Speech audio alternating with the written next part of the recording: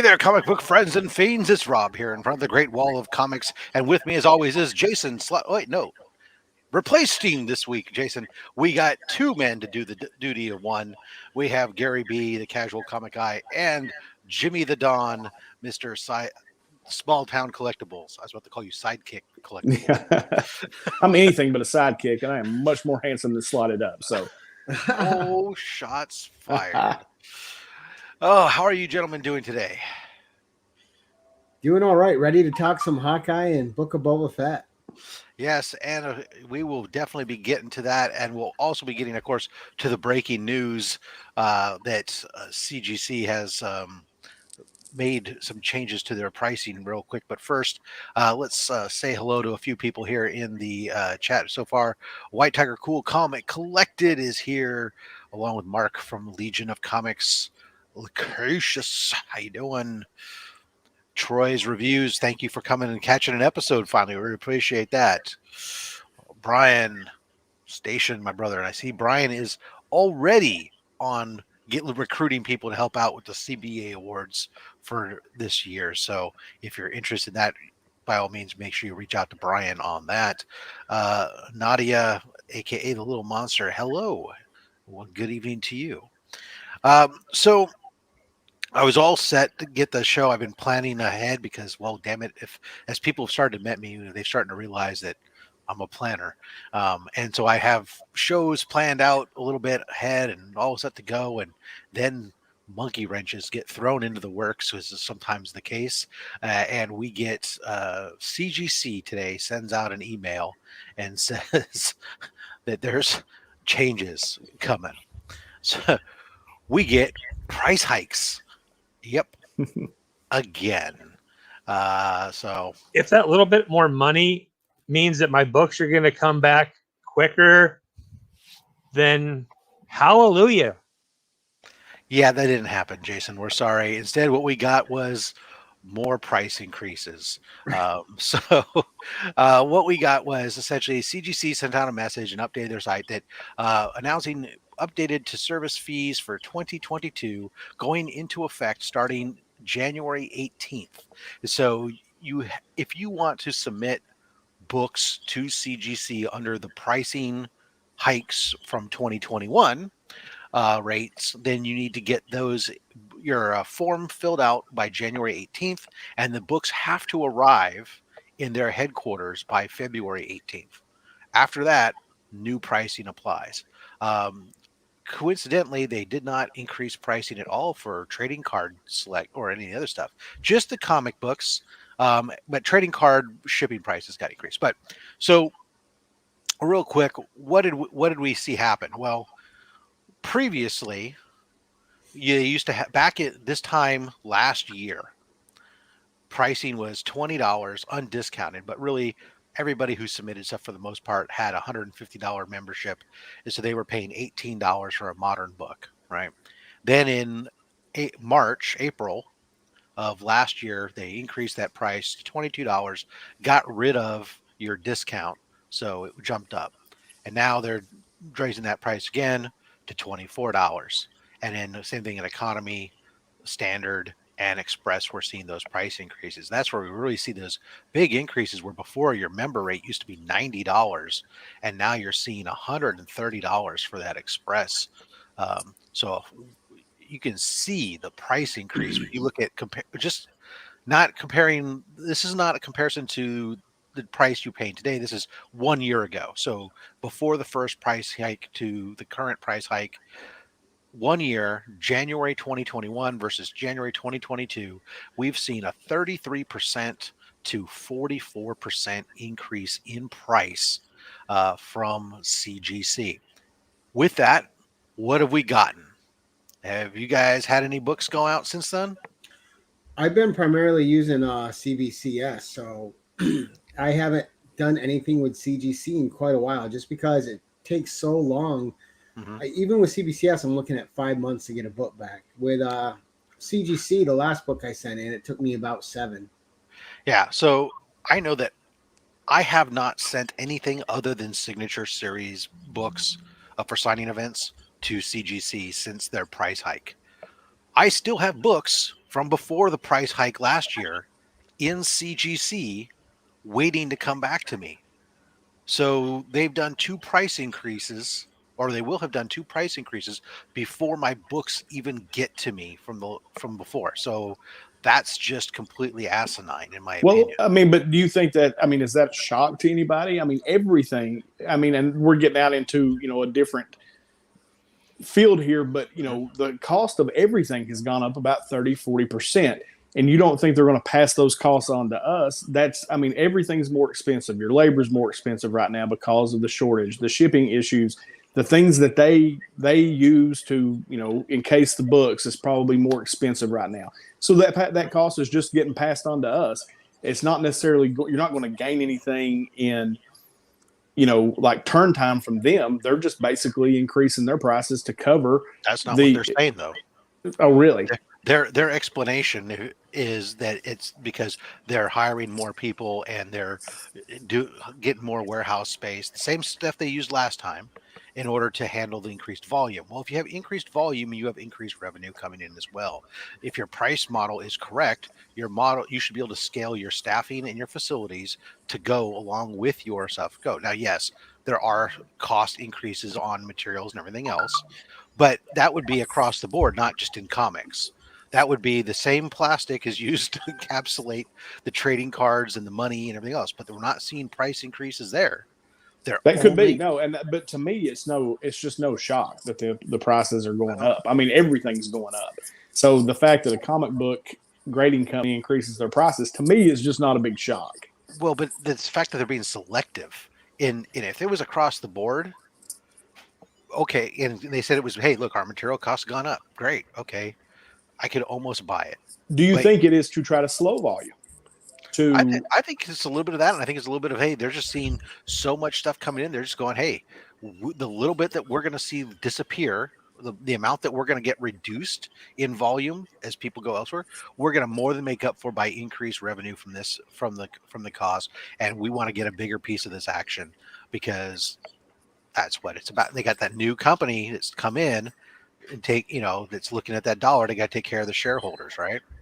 Yeah, no, and I mean, you'll see this a lot in business, especially when you've got the boom that we've got right now, where they're going to increase prices till they see what breaks, right? Until they see what is the tipping point, how much can we charge? I mean, most businesses do that. Yeah. Right, because I think we're seeing right now more books go out for grading than we've ever seen. Yeah. Well, and we're seeing like this is, he's okay. Cards and games are opening up, but they're not raising prices there, right? Those are staying low. They're only hitting us here. Of course, DJ's calling you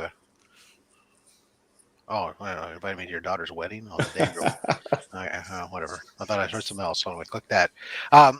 So where are my books grandfathered in? My books that have been there since before the pricing. Yeah, they got in before the price increase the first time. So I'm paying on those books the low rate from 2020. You can see here, this is just a quick comparison, CGC versus CBCS. If you look at the $150 price level, what the cost is today, are going to be now, essentially, because you don't get that 10% discount at the $150 level versus what it is over on CBCS, including the turnaround times that they're stating. Right, so your actual turnaround times may vary. I'm not going to really get into that too much, other than that CBCS reportedly is claiming lower turnaround times, although I think they're having the problem CGC used to have, which is longer receiving times right now. CGC eliminated their backlog on receiving is for the most part, but they pushed out their turnaround time. So I know CGC does trading cards, but that's not the bulk of their business, right? That's PSA. I don't know. PSA and Beckett are your primary trading card graders, or that's who I send my trading cards to. They're trying to get a piece of that action, right? Right, so because I know Mark made that comment that that may be that they're landing on the comic book collectors to try to grow that portion of their business. They don't want to raise that price because it's a new business for them, and so they don't want to push people away from there. And so instead, they're going to do it here, where they've got people convinced that they're that much better that they can get to the point now where you're 35, 40% higher price than your competitor. Yeah, and comic book collectors dictate that, by what they'll pay extra for the CGC rather than the CBCS. So that is dictated by us as well. And like I said, most businesses do stuff like this. It's just they're looking for they're going to try to slow their volume a little bit, would be my guess. They can shed off a little bit of business, like you said, and still make that up by the increased prices. And then they're lowering their overhead at the same time. They may say that they're hiring more people, but they're not. They're basically shedding off what they can. They'll increase their profit margin, and and there you go. It's still a year to get a book back. Yeah, absolutely. And of course, real quick, there was, of course, below you saw the pricing at the $2.99 tier. That's where you can still get your 10% discount that you used to get at the $150 level. So say la vie. Anyways, that's what essentially the king is there. They've also did make a change on their shipping rates, but there's not a good easy way to put in a shipping rates thing. Just know that shipping rates have also increased on the back end of this as well. And but hey, guys, it's not all bad news. Don't forget, as long as you're paying, you can now look up your graders notes for free. Woohoo! Thank you, CGC. May I have another? Right, about time. If the graders notes are there. I don't send a whole lot of books in, so I don't know. I'm just now getting into where I send a ton of stuff in, and I don't even normally pay attention. I just send it in, it shows back up, and I'm good. But, as I start to send more books off, it's probably something I'll pay a whole lot of attention to. It just doesn't shock me, man. Everything's expensive right now. So, when you used to send your books in, you'd get the graders notes, but the stuff that the slabs you have that you didn't send in yourself, you couldn't see them unless you paid for them. Now you can. And I actually have been surprised as I've been going through my collection, how many. I used to think it was just really the stuff like 9, 4, and above that didn't really have graders notes for the most part. I've been surprised how many 7s and 6s and stuff don't have graders notes logged in the CGC system. And I'm like, how do you justify giving a book a grade like that if you don't document? Right. I mean, that's your service that you're supposed to be providing. You won't tell me what it is that you did, why that book deserves that, so that's one of the things I love about CBCS, man. I get that book in, I can scan the QR code and know exactly what they found on it, or what they thought. I mean, they still won't give you a 9.8, but at least I haven't seen anything for the most part below 9.4 that hasn't had graders notes on us CBCS. I'm not saying it doesn't happen. I haven't seen it. So, but Jimmy, if you can imagine with the cost, if at $25 a book, you send in a 10-book submission versus a 10-book submission to CBCS at $16 a book. It's $40. Well, they're more than 40, 160 to 250, right? So it's 90. Oh, 90, sorry. And then on top of that, there's the $5 submission fee that CGC is going to charge you, assuming they're all the same tier, right? Well, that too. And if they're going to charge more, I want to see better information on their labels. I can get a book back from CGC that has a first appearance, and you won't even see it noted on there, or something that's a key in that issue. They are really hit or miss with with the information they give on their labels. Yeah. But anyway, so I had to hit the breaking news because, well, damn it, CGC threw that out there, and we had to run with that a little bit. So we'll get on to our main topics that were planned for the evening, which was the first one I want to talk about is Hawkeye. So last year, after the first 3 episodes, Slotted Up and I, we kind of discussed pretty much in detail the first 3 episodes. So I don't want to go too deep into those first 3 episodes, but now that season 1 is over and behind us, and we've got a chance to see the whole thing. What was your impression of the series there, Jimmy? Oh, no, I loved it. Hands down, it's been my favorite Disney Plus series yet. And there's a couple of reasons. My daughters, they watched the movies and stuff with me, but they watched every episode of Hawkeye with me. And they loved it too. Like, it was, and I don't know if I liked it so much because they were with me and we were getting to hang out together and they were into it and asking me questions about the show. And I think I got some father-daughter time because they're getting older and they don't want to hang out with me so much anymore. So I think I really enjoyed that aspect of it because, you've got, Kate in there and they love that actress. They love her. I can't remember her name right now, but as far as Haley Steinfeld. Haley Seinfeld, so they love her, but I just every single, it was the first one of these that's come out. Like we were talking earlier, that most of these you've got to watch them all, right? Because it's like a long movie. But this one, I thought each individual episode was great. And then the fact that they brought in Kingpin, because I love Kingpin. I've always loved Kingpin because I like Spider-Man. I like Daredevil, and Kingpin's a big part of that. I love that aspect of it. I liked Echo way more than I expected I would. And I just thought overall it was hands down the strongest series they put out yet, in my opinion. Gary? I loved it. I know there was a lot of detractors out there, but everything about this series worked for me. One, I love the aspect of an old weathered Hawkeye who has gone through all the stuff he's gone through and is dealing with the fallout of that, with the loss of hearing, old aches and pains, but he still has that moral core, that moral compass, and he's still dealing with all the red in his ledger and the guilt he feels from all the years he's done things that are questionable. But what also worked for me was the relationship between Hawkeye and Kate, with Clint and Kate. Amazing relationship. I liked how it grew. I liked the ancillary characters, like the LARPers, I thought were a great addition to the thing. Jack, I thought, stole almost every scene he was in. The guy who played Jack was fantastic. Oh, yeah. But that He had a pretty decent mustache, episode, too. I rewatched it again today just to refresh myself. And all the emotional beats of that last episode still hit. There was still a couple parts where I almost teared up a little bit. One when he says, we're partners, and you finally see him, taking ownership of his relationship with Kate. He knows he can't protect her anymore. Now he's going to help her. Mm-hmm. And that's the only, and just what it meant to her. Like the acting between those two is great. Her moral growth throughout the series, especially with having to turn in her own mother. The fight with Kingpin, when you see a powered up Kingpin, and you saw it in the Spider-Man with the Daredevil, you're seeing these characters being a little bit powered up for their MCU. So, I mean, I agree. I liked the movie or the movie. Well, it really was a long movie broken up into segments. But I liked the show overall. I thought a lot of great things. But I said before about Hawkeye and as a character, a lot of little nuances. I thought I'd mentioned the last time we talked about the show that it was perfect. They had definitely done a lot of research on that aspect.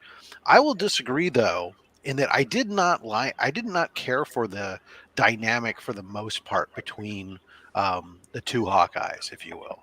I thought it seemed awkward a lot of times and forced at times, and his resentment of her made sense, but then to initially just kind of turn around and just straight up accept what's going on, I thought seemed a little bit of a leap. But there's only so much time. The script is on their side, et cetera, et cetera, et cetera, et cetera. It's all good from that aspect. Definitely, I think that the great job they did with the swordsman and the red herring with him and changing up, making you think one way and then doing another. So there's a lot of stuff, and I know Hawkeye on the phone with his kids, can't hear him. That's where everything's really kind of turned around.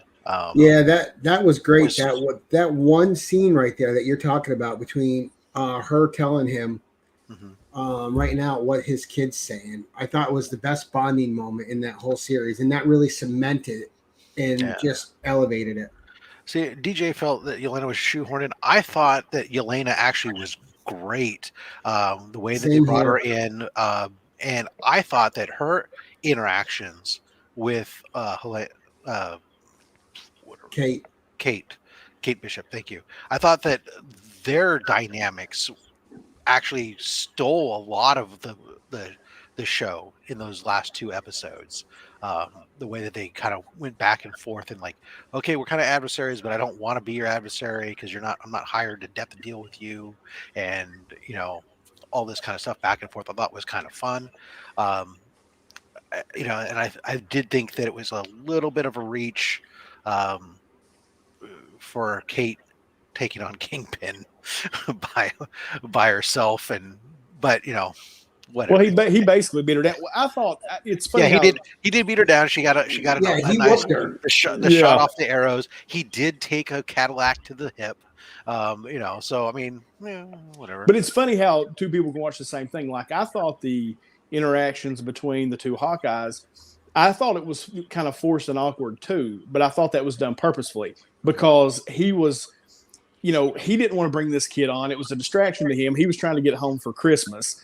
And so I felt like that was almost done intentionally until the scene where she was translating, what his kid was saying on the phone. And she got to the first time actually to see his vulnerability, the dad, not just Hawkeye. She saw the dad, the person, Clint Barton. And so I thought that was cool. And I thought Yelena, now I agree with you when you say that the interactions between her and Kate were awesome. Like she is such a good actress. Like I love her. But they clearly put her in there because they did the Black Widow movie. So they had to put her in there for what they're going to do in the future. But I thought she was good. But we also finally, because she was in there, we finally get to have the send off for Black Widow's character in the MCU to get that, get out the feeling and the emotion and see that connection and how much it pains Hawkeye that her loss and that he wasn't able to be the one to sacrifice and everything else. Not so much that not because he wanted to be a sacrifice because he's got kids and everything, but because he cared for her and didn't want her to die. Gary, did that scene when he was talking to it was like the plaque or something, and he was kind of doing that speech and he was apologizing to her, like that tore me up. And yeah, I because get tore up. Ever since she beat him and sacrificed herself, he's had guilt over that. He's always thought it should be him. And I agree about the forced awkwardness that you were talking about, Jimmy, because the whole thing with Hawkeye is he didn't want someone else to go through the life he just went through. And, that was forced awkwardness was him trying to protect her. But, yeah, that scene at the monument, and I half expected Yelena to pop up there and try to kill him. But it was a great callback to the movie when he did the whistle. Yeah, no, that was good. And I wasn't sold on Florence Pugh as Yelena until I saw her as Yelena, and then it was an instant fit. I was like, wow, she is just knocking it out of the park. I disagree with DJ. I thought the fight with Kingpin was fun because at no part did she have control of that fight. He was just whooping her ass left and right. She basically got on a gimmick with the arrows, which. And even then he got up and walked away at the end. But I also like to reveal that his Hawkeye's wife and how open the family was to accepting Kate in. And not only that, you learn that she was an agent of S.H.I.E.L.D. The watch was hers. Right. Yeah. That part I dug. I really wanted to say is this part that struck me that's really weird in that last episode, though, is the backup. All right. So the backup is the LARPers. The LARPers are first responders. They're trained people for dealing with crowds and whatnot. Yet when we have a crowd, they can't handle it, and they have to go put on their fantasy LARPing costumes to go play pretend superhero in order to control the crowd. I thought that was hilarious. I just didn't buy that. That just, I mean, come on. You're a New York first responder, and you can't, I'm not from New York, but I have an image of a New York first responder, and it ain't, oh, please, could you please line up? Oh, we can't do it. Let's go put on our fantasy outfits so we can control the crowd. No, I thought it was hilarious. I don't know. I did too. I thought it was so funny. And one of my favorite scenes was, I can't remember, that's probably episode 2 or 3. Carrying the kid or something? Well, it's when he goes and he's trying to find the suit. The Ronin suit, and he has to sign up, and he goes through with the sword, and he's just like real nonchalantly. They're all fighting as hard as they can, and he's just playing.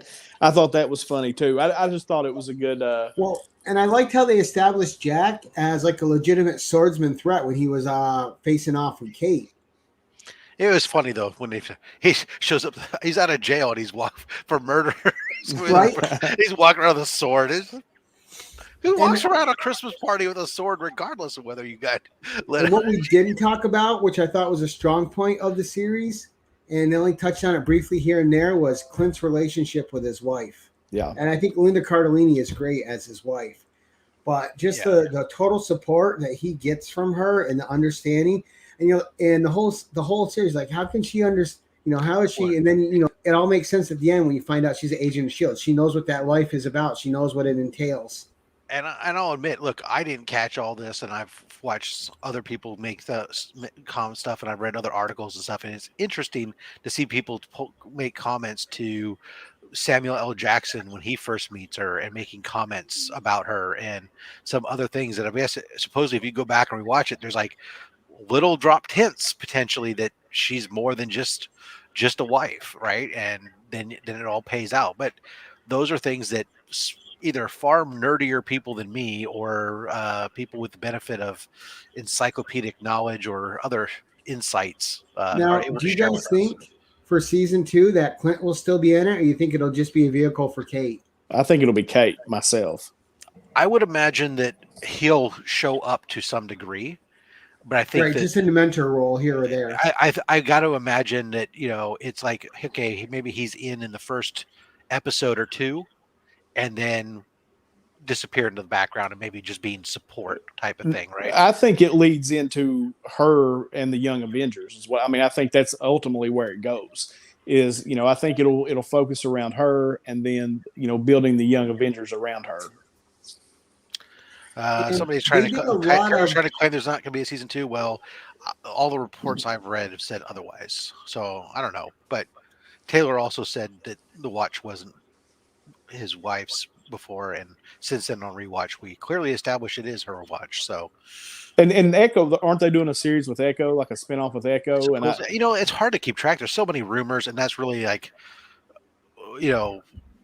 until you see something, until actually there's an announcement, I think it's kind of tough. I could have sworn I thought I saw something that from an official source or something that said that there was going to be a second season of this, and whether or not, but it didn't go into any detail. So who knows? Maybe Taylor's right. Maybe there won't be, or maybe there will be, because we have to bring them eventually into Young Avengers. And then the question really becomes: is Young Avengers going to be a TV show on Disney Plus, or is it going to make its way to the mainstream? Because right now, a lot of the characters that we're hearing about that are the Young Avengers characters, they're really being introduced vis-a-vis the Disney Plus. And I thought they did a lot of good world building in this and setup in this series. Just like WandaVision did for the Doctor Strange movie with her going in there. This did a lot because you got Yelena, possibly the Swordsman. You got Kate Bishop, all Young Avengers that can go in there, because Jack can kind of take on a leadership role in there or help them, or like you said, back them. Yeah, well, that was something that I had read, was that that he could be the financier or whatever potentially.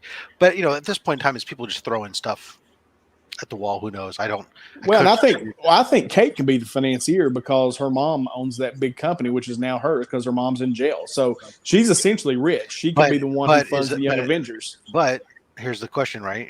Being a businessman, you understand, if now your companies turn out that they've been in bed with the mob and all this other stuff, do those assets necessarily follow over, or do those assets now get something to become with that because they're entangled with the crime? I think in the comic book world they will move forward. I think in the real world that would be a different story. But I think in the comic book world, I think that could end up being she may end up being the funding source for the Young Avengers. They might go Champions instead of Young Avengers. That'd be cool. Yeah. So I want to ask you guys this, because I'm just interested to know what you think. Like, as far as all the Disney Plus series go, like, where does this rank for you? Like, what's your 1, 2, 3 of all the Disney Plus series? Ooh, I'd have to say this and WandaVision are tied for first. I'd say the Falcon and Winter Soldier is second. The What If is way down there. I mean, that was all up and down with quality, I thought, story-wise. What If I haven't finished yet, because I really just don't care. I didn't like it at all. Yeah, it was going once they got to zombies. I liked the first episode and the second, and then it started going down for me, and I liked the last two. But yeah, no, I loved Loki. I loved WandaVision. I love this was probably a step down from those two, but I think it's definitely ahead of Falcon Winter Soldier. Falcon Winter Soldier served a function, but I thought that the way it was told just was not as clean, not as tight, not as where as good as on par with these other ones, but it served a purpose. I think this one has more rewatchability to me than most of the other ones. Yeah, I would agree.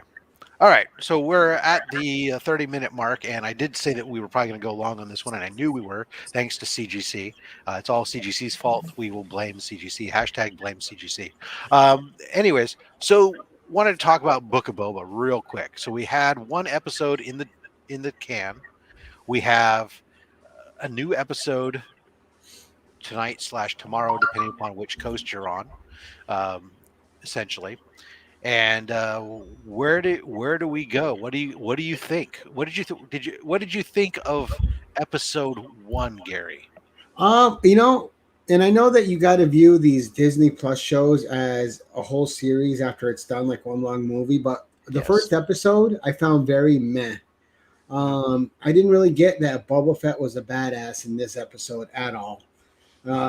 I like Ming-Na Wen. She's one of my favorite actresses. I thought she was good, and I like that they had those two. Here's a hot take. Gary liked the strong, powerful female character. Who would have thought it? Yeah. But I like the two pig creatures that the Gamorreans. Yeah. The back to tank I didn't really care for, and I found the whole thing, him getting out of the Sarlacc pit, I just found very meandering and not paced very well. Okay. Jimmy? I agree a lot with what Gary said, but I also thought that watching The Mandalorian a couple of times, like really, it's Jon Favreau. I love pretty much everything he's done, like with The Mandalorian, he wrote this as well. So I think at the end of the day, it'll be fine. I don't really care for the actor that's playing Boba Fett. And I don't know, like some of it confused me a little bit because is he dreaming or is he like, because Gary's right, you don't really see the badass part. It's like he's an old man because he gets into a fight, they have to put him into the healing chamber right away. It's right. Like, and then part of it was, he's dreaming when he's in there. Part of that was going on. Yeah. I don't know. It was fine. As Taylor he said it was fine. He did say the dreams are back. He said when he comes up. So yeah, he's having these dreams. So without getting, I don't want to go into spoiler stuff for those people that maybe hadn't seen it for some reason, DJ. But so yeah, I mean, it didn't bite you and grab you right away and say, "Wow, this is going to be so damn amazing," and I'm excited and everything else, right? I think the Mandalorian had a quicker start in its very first episode than this, and a better score.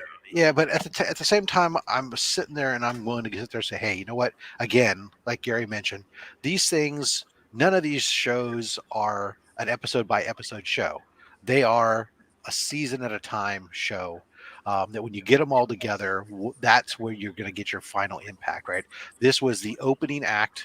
We're trying to establish a little bit of stuff, start to give us some of the backstory. We had to bring him back from what everybody had believed his death, essentially, back in Return of the Jedi, explain how he's back. And from that aspect, that's fine. We start. I think that Filoni and Favreau have done enough with Star Wars to date to earn. They've got some lead that I'm willing to give them the benefit of the doubt that this is going to deliver in the end for now, right? Obviously, I have the right to change my opinion. There are definitely something I've heard from different people that, yeah, I agree with. I think it would have been nice.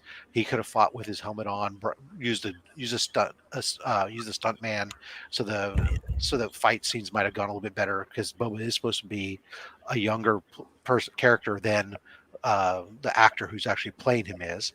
There's definitely, I think there's a lot of questions to be answered about why he is the way he is, right? We knew him and were introduced to him. He was that ultimate badass. He didn't say anything except things like, getting upset that I can't disintegrate people and, other stuff like that. The fact that Vader has to tell you, don't disintegrate anybody. You go, fuck, this dude's right. And now he's like, oh, no, don't kill these guys. I want to be respectful and rule through respect and not have people afraid of me and stuff. And that's completely counter to the character that we've been introduced up to this point. So there's obviously a journey that we're going to go on here. And I think we started to get introduced a little bit of that with out in the desert here, where he's earning respect from people, right? And that then is going to change, somehow relate to how he's going to go about this thing of changing. But even in Mandalorian, which happens before this, we had already seen some of that where he's got a code of honor now that he's following. Not that he didn't necessarily have a code of honor before, we just didn't know about it necessarily, right? Well, yeah, because he barely had any screen time, but he got super popular. Right. Yeah, exactly. So yeah, the mysterious great one. The back to tank stuff is obviously interesting to see why is he so reliant on that. I'm hoping that that's explained.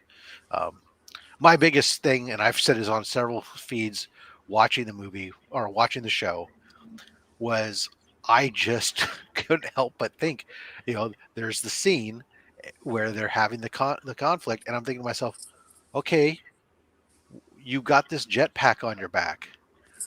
Yeah, use it. Yeah. Why are you just carrying it around if you're not going to sit there and float up above everybody and barbecue them? But not only that, too, Rob, the last time he was in that area, he was feared.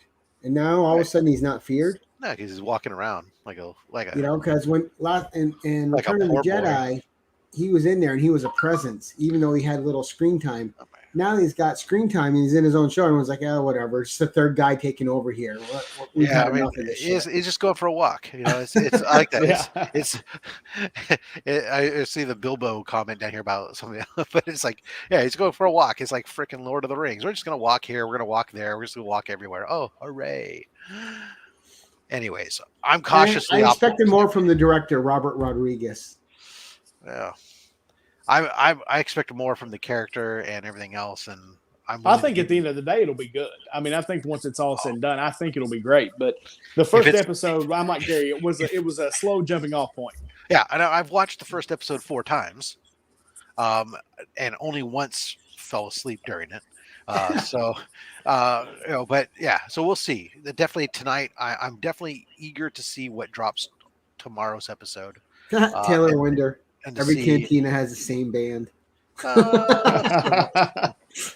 Similar band, yes, and every moisture farm looks like too. It was not the Skywalker moisture farm people, but I'm cautiously optimistic that hopefully we see some forward progress in tonight's episode or tomorrow's episode, rather, I guess technically, and be all a tingle. Yeah, well, you got to see him kick some ass, or else you're going to get a lot of fan kickback. And Disney's got to know that. Dude, should we Filoni's talk? So now you want to have a conversations about the last 3 movies they turned out for Star Wars? Yeah, but the movies come on, have Gary. been different than the series. The series have picked up where the movies Disney's got to know the fans want to see. Come on. They want to see Han Solo fall off a bridge with no rails. Nobody wanted to see Luke Skywalker drinking milk from the teat of an alien creature. Come on. Right? I did. I don't know. Is that wrong? Is that so wrong? From that alien creature, yes. All right. So, anyways, that'll do it for tonight's episode of Sidekicks Talk Comics. I want to thank again Gary and Jimmy for coming on and filling in. We're gonna have a series of some guest hosts for a while. Slot is taking a hiatus, and we'll be back in 2 weeks because this show airs on the first and third Thursdays every week. Next episode, I'll be joined by several individuals as it's time for us to revisit. We did our superhero draft a while back. We'll be coming up with our best Legion of Doom or villainous Den of Villainy. I don't know. I like Legion of Doom. I did too. Legion of Doom is always still the best. All right, guys. Real quick before we head on out of here, Gary, I hear that perhaps, aside from, of course, you have your Thursday show, yes, this week. Correct. Who's coming on? Circumstances on The Usual Suspects this Thursday. Phenomenal. And that's at what time? That is at 9:30 Eastern. Beautiful. Over on Gary B's channel. So make sure you check us out over there for The Usual Suspects on the interview show. And of course, Gary had reached a momentous occasion landmark on his subscriber count. And I think there's a little shindiga going on this weekend, eh? Yep, Saturday night at 8 p.m. Eastern, we are doing the giveaway. And we're doing it a bit different than every other giveaway show. You had to do the work to be entered into the giveaway. You can still go see the video and do the things you need to do.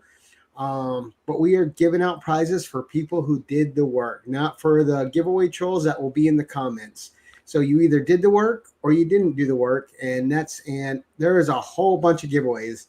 Jimmy the Don's got a giveaway. Rob Fat Stax has a giveaway. Nick's Kicks and Comics. Chip Gatler.